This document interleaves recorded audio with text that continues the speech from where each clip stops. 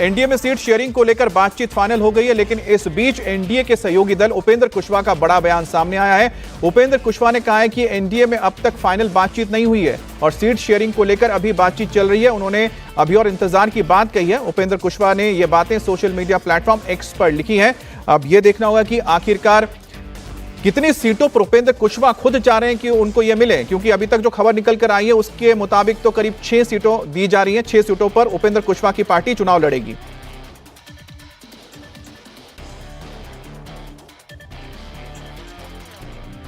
हमारे साथ नीतीश जुड़े हुए हैं। नीतीश, क्योंकि यह खबर आपने बताई थी कि किस तरह से उपेंद्र कुशवाहा ने प्लेटफॉर्म एक्स पर जाकर अपनी बात लिखी थी और कहा था कि बातचीत अभी चल रही है, फाइनल नहीं हुई है।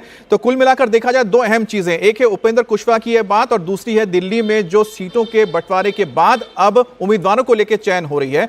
तो इस मद्देनजर देखा जा सकता है कि क्या उपेंद्र कुशवाहा को उम्मीद है कि शायद उनको 1-2 सीटें और मिल जाए। और दूसरी बात है कि बीजेपी ने जो वहां पर बिहार के जो तमाम नेता हैं, क्या उन्होंने लगभग तय कर लिया है कि किसको कहां से टिकट मिल सकता है, कौन कौन सी सीटों पर किसको उतारा जा सकता है, कितने लोगों को रिपीट किया जा सकता है, कितनों को टिकट काटा जा सकता है?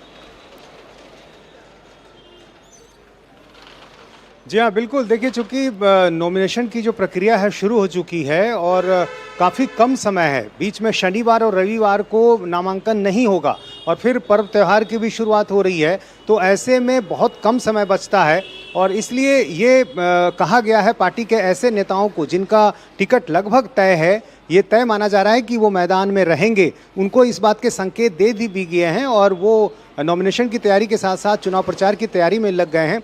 और बीजेपी के साथ साथ जेडीयू में भी ऐसे तमाम नेताओं को कह दिया गया है। दूसरी तरफ महागठबंधन में भी ऐसी कोशिश हो रही है, क्योंकि समय की कमी है और कुछ ऐसे नाम जरूर हैं जो बिल्कुल तय हो चुके हैं, तो ऐसे लोगों से संपर्क कर उनको कह दिया गया है। दूसरी तरफ जो उपेंद्र कुशवाहा की आप बात कर रहे थे, उनकी कोशिश है कि जो सीटें उनको दी जा रही हैं उससे आखिरी समय में किसी तरह उसमें कुछ इजाफा कर लिया जाए।